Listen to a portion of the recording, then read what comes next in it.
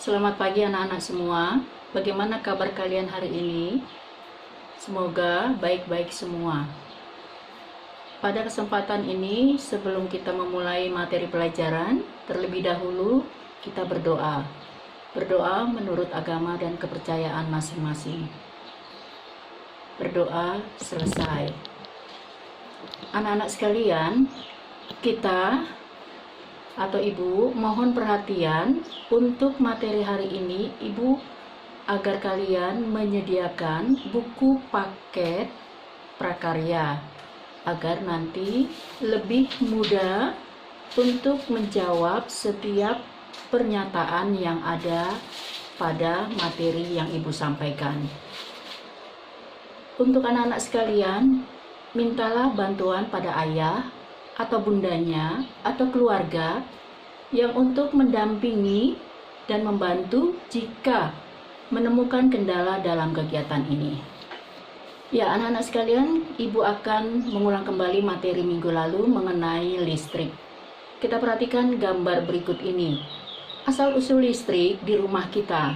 Yang pertama yaitu listrik di rumah kita dihubungkan oleh kabel. Kabel tersebut dihubungkan oleh tiang-tiang listrik yang ada di pinggir jalan. Tiang-tiang listrik tersebut terhubung ke gardu induk yang berfungsi untuk menurunkan tegangan yang ada pada arus listrik untuk ke rumah kita masing-masing. Sedangkan hasil dari produk pembangkit listrik sangatlah besar. Dari gardu induk terhubung ke saluran ekstra tinggi atau biasa kita sebut dengan sutet. Dari sutet terhubung ke jalur utama yaitu pembangkit listrik. Nah, anak-anak bisa perhatikan bagaimana jalur arus listrik itu berjalan bisa sampai untuk ke rumah kita masing-masing. Ya anak-anak ya. Dari pernyataan tadi, ya anak-anak, Ibu harapkan kalian dapat jelas karena ini hanya mereview yang minggu lalu. Nah, kita perhatikan anak-anak, kalian boleh memberikan komentar pernyataan gambar berikut dengan benar atau salah. Gambar pertama ya, kalian perhatikan. Lampu merupakan fungsi listrik untuk penerangan. Gambar kedua, stiker merupakan fungsi dari listrik. Gambar ketiga, bel rumah merupakan fungsi listrik dari peralatan rumah tangga.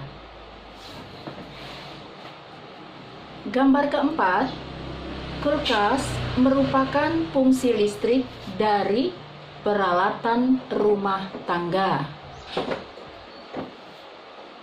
Yang kelima, gambarnya, suatu benda bermuatan listrik negatif jika kelebihan elektron, dan suatu benda bermuatan listrik positif jika kekurangan elektron. Gambar yang berikutnya merupakan arus listrik searah. DC merupakan arus listrik searah.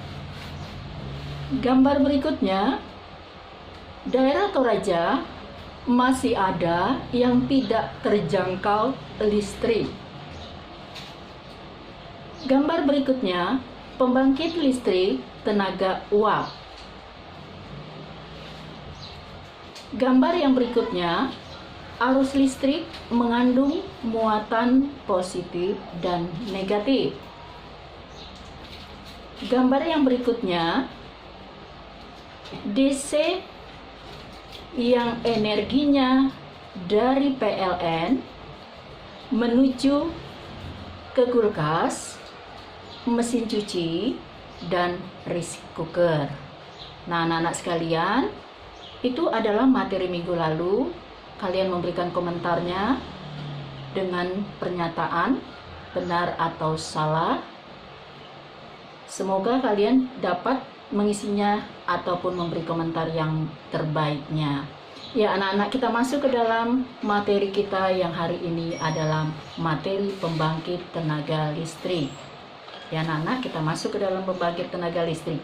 Pembangkit listrik menurut buku halaman 52 atau buku paket adalah sebuah alat yang dapat membangkitkan dan memproduksi tegangan listrik dengan cara mengubah suatu energi tertentu menjadi energi listrik. Nah, itu yang dikatakan dengan pembangkit listrik pada buku paket halaman 52. Ya, kalian bisa lihat nanti ya, anak-anak semua ya. Nah, sekarang kita akan masuk ke pembangkit listrik. Jenis pembangkit listrik ada beberapa bagian. Yang pertama, pembangkit listrik tenaga air. Yang kedua, pembangkit listrik tenaga uap. Yang ketiga, pembangkit listrik tenaga nuklir. Yang keempat, pembangkit listrik tenaga batubara. Yang kelima, pembangkit listrik tenaga surya. Yang keenam, pembangkit listrik tenaga angin. Itu jenis-jenis daripada pembangkit listrik anak-anak ya. Pembangkit listrik tenaga air adalah yang mengandalkan energi potensial dan kinetik dari air untuk menghasilkan energi listrik. Ya, jadi pembangkit listrik tenaga air itu mengandalkan energi potensial dia dan kinetik untuk menghasilkan sebuah energi listrik. Kita perhatikan anak-anak gambar berikut ya. Air yang terkumpul dari sebuah waduk berasal dari aliran air hujan serta aliran air sungai-sungai yang kecil menuju ke waduk dalam jumlah yang sangat besar. Air dalam jumlah yang besar akan dimasukkan ke dalam intake melewati tekanan terowongan.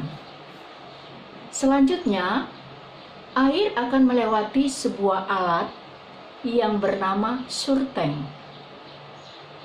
dengan berfungsi untuk membersihkan air dari udara. Air yang sudah bersih kemudian disalurkan menuju pipa atau penstock untuk mendapatkan tekanan air tertentu. Penstock ya, penstock tersebut air akan masuk ke katup utama dan dialurkan ke sebuah alat yang disebut rumah siput. Fungsi daripada rumah siput tersebut untuk mengurangi tekanan.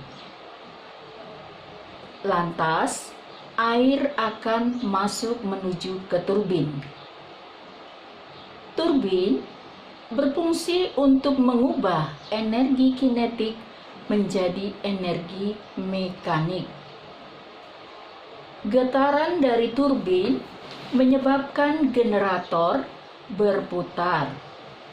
Lantas, mengubah energi mekanik dari turbin menjadi energi listrik. Energi listrik yang dihasilkan dari generator kemudian disalurkan ke main transformer. Main transformer berfungsi untuk menaikkan tekanan listrik dari generator. Sebagian listrik dari main transformer diturunkan kembali tegangannya dengan menggunakan alat yang bernama interbus transformer.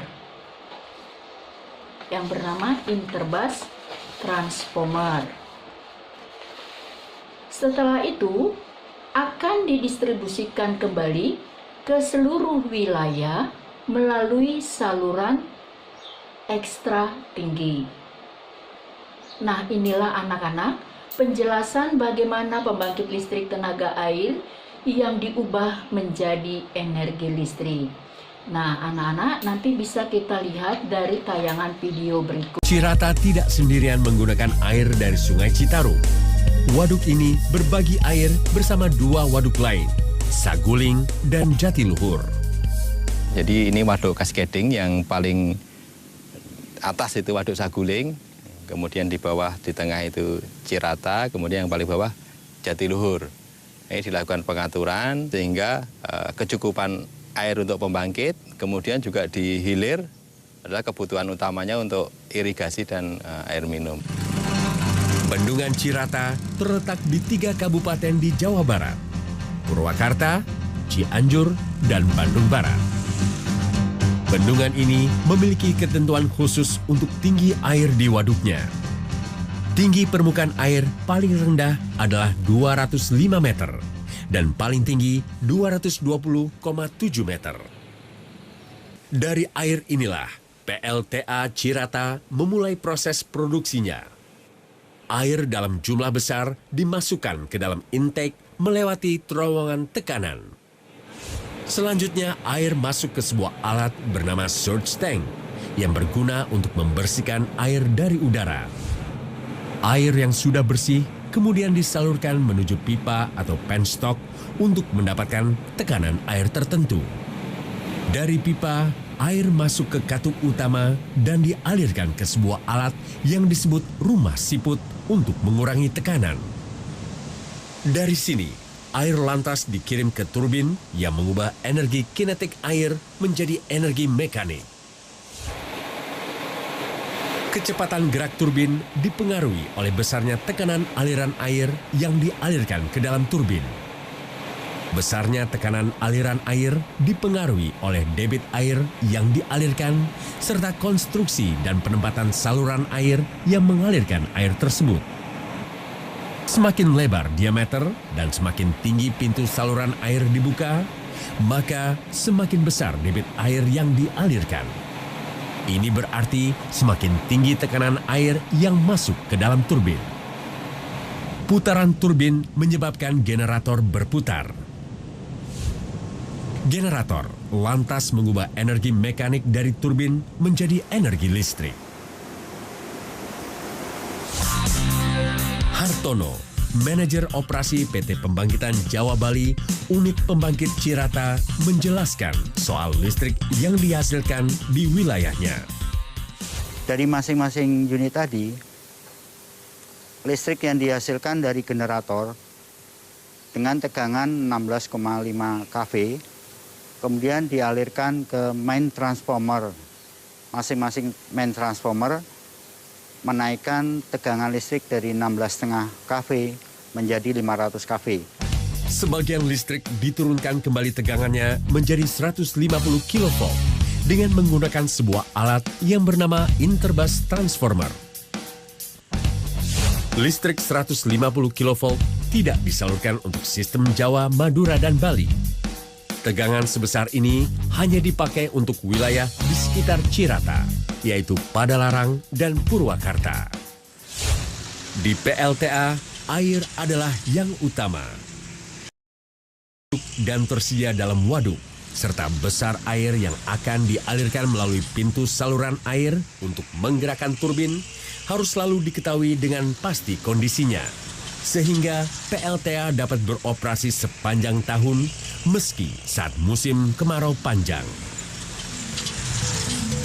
Pusat Pengendalian Bendungan bertugas untuk memantau kondisi air dari waktu ke waktu.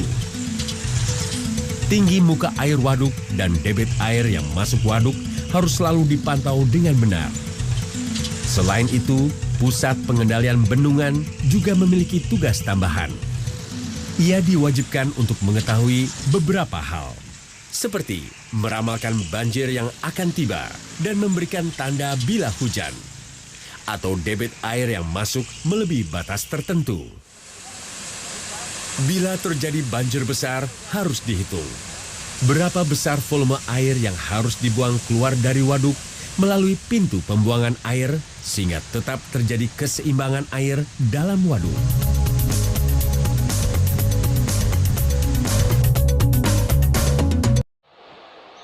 Setelah kita menyaksikan video tersebut, kalian dapat menjawab pernyataan di bawah ini. Misalkan nomor 1 ya, apa yang kalian dapat daripada pengertian pembangkit listrik? Lalu yang kedua, jelaskan apa itu sutet. Yang ketiga, yaitu tuliskan jenis-jenis pembangkit listrik. Yang keempat, sebutkan fungsi dari surteng. Yang kelima, sebutkan fungsi dari rumah siput. Yang keenam, jelaskan dari fungsi turbin.